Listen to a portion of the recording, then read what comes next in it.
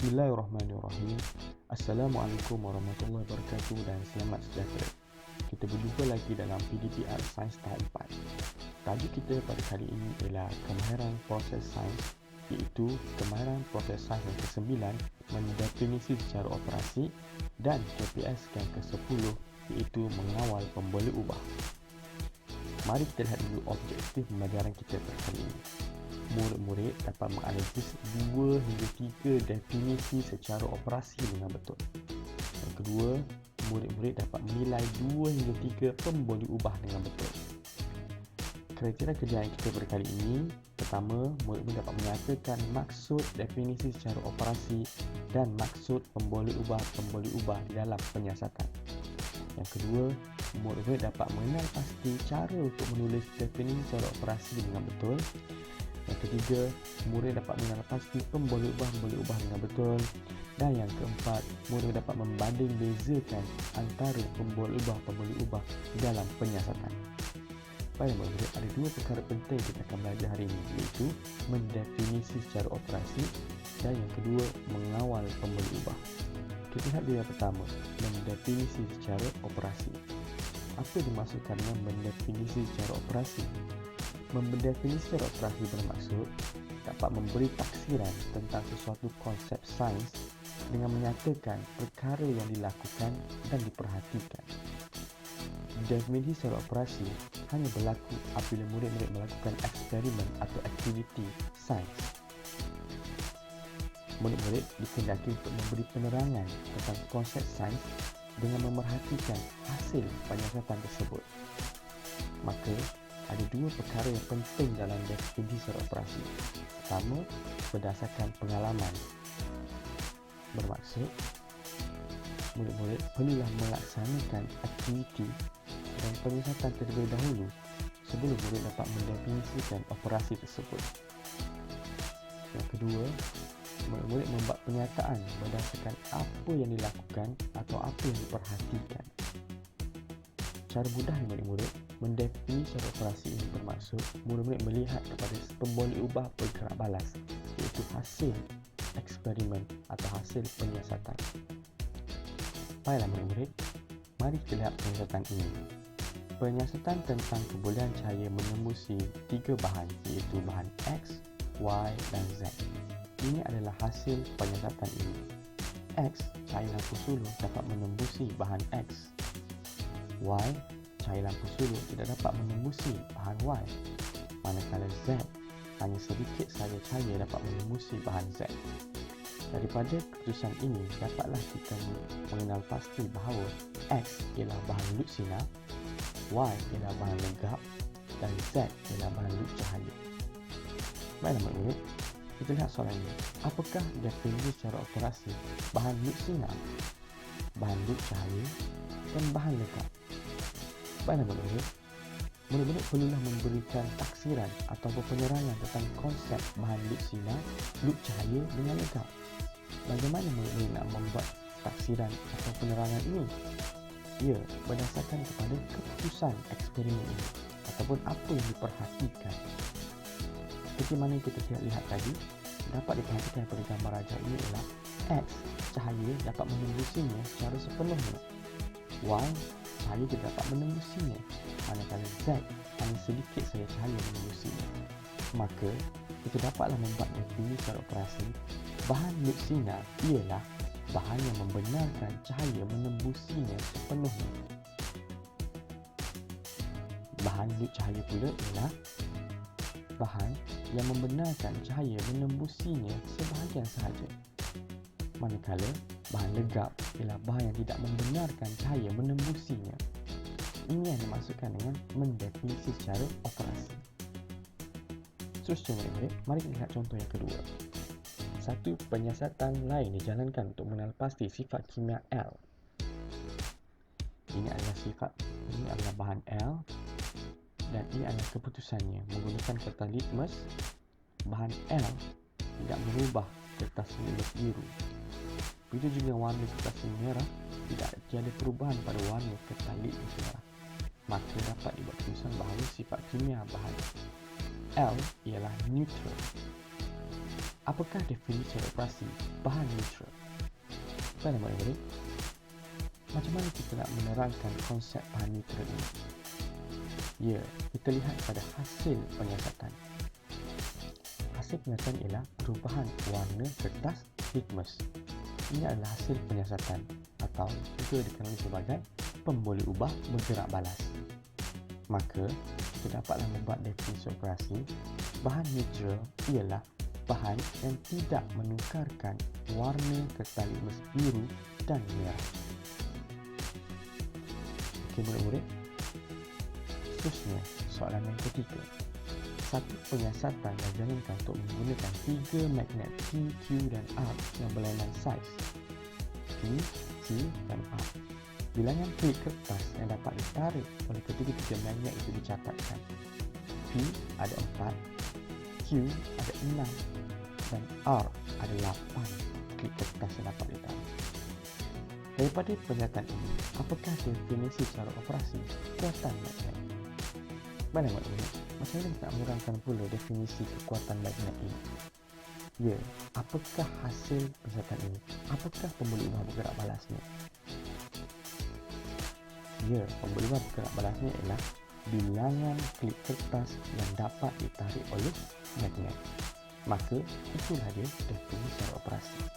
Bermaksud, cara untuk menulisnya ialah kekuatan magnet ialah bilangan klik kertas yang dapat ditarik oleh magnet tersebut. Bilangan klik kertas yang dapat ditarik oleh magnet. Ini yang dimaksudkan oleh definisi secara operasi. Murid-murid kena pasti dulu apa definisi yang ingin dicari dalam soalan ini dan buat ayat seperti ini. Okey murid-murid, seterusnya kita pergi kepada kemahiran penguasaan yang ke-10, iaitu mengawal pemboleh ubah.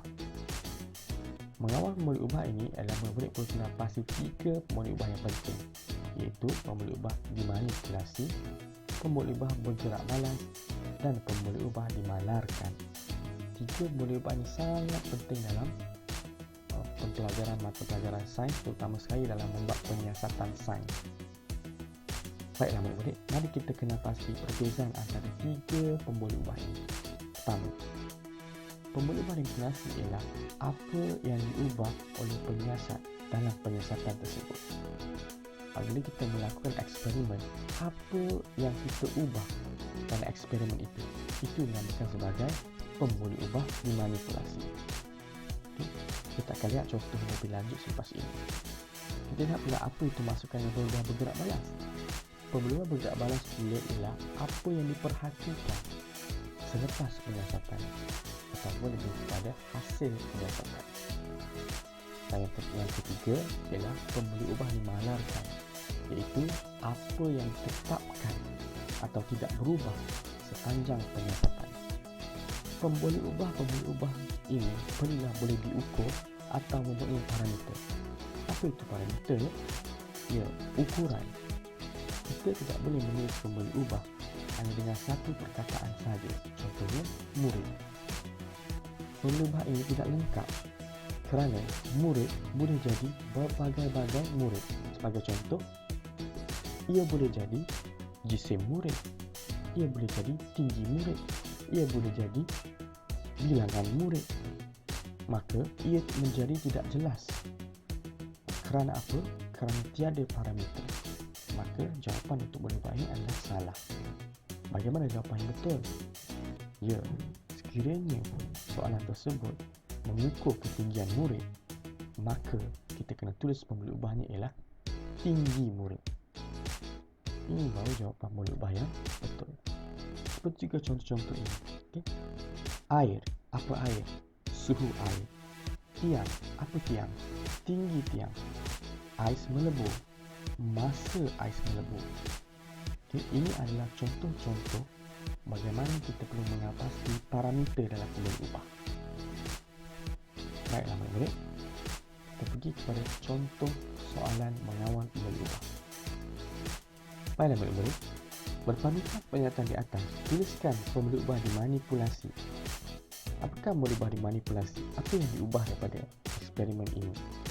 Daripada gambar yang diberi ini, dapat kita dengan pasti bahawa panjang sisi meja tersebut yang berbeza. Maka, pembuluh ubah dimanipulasinya ialah panjang sisi meja. Soalan kedua, pembuluh ubah bergerak balas. Apakah hasil penyiasatan atau apakah yang diperhatikan selepas penyiasatan? Ya, yang berbeza selepas penyiasatan ialah bilangan penyedut minuman. Dan yang ketiga, pembuluh ubah dimalarkan. Apakah yang tetap dan tidak berubah? Ya, seperti mana kita gambarkan tadi, panjang penyedut minuman tidak berubah. Ataupun boleh juga murid-murid kena pasti bahawa dalam gambar ini tinggi meja juga tidak berubah. Ini adalah contoh-contoh cara untuk menjawab pembuluh ubah. Kita lihat soalan yang kedua. Daripada satu penyiasatan bahan dan radah dihubungkan ialah dalam satu penyiasatan, bahan dan radah dihubungkan ialah 3 buah bekas yang berisi 400 ml air dan 3 span yang berbeza saiz. Span yang dimasukkan ke dalam bekas dan dibiarkan selama 10 minit sebelum dikeluarkan. Isi padu air tinggal dalam bikar direkodkan dalam jadual di bawah.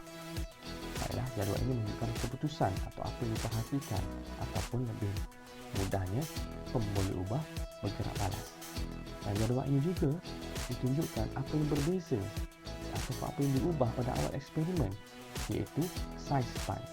Maka dapatlah kita kena pasti bahawa saiz span ini adalah pembuluh ubah dimanipulasi. Manakala isi padu air yang tinggal dalam bikar, iaitu hasil eksperimen ini adalah pembuluh ubah bergerak balas. Bagaimana pula dengan pembuluh ubah dimalarkan? Apa yang sama atau tidak berubah dalam eksperimen ini?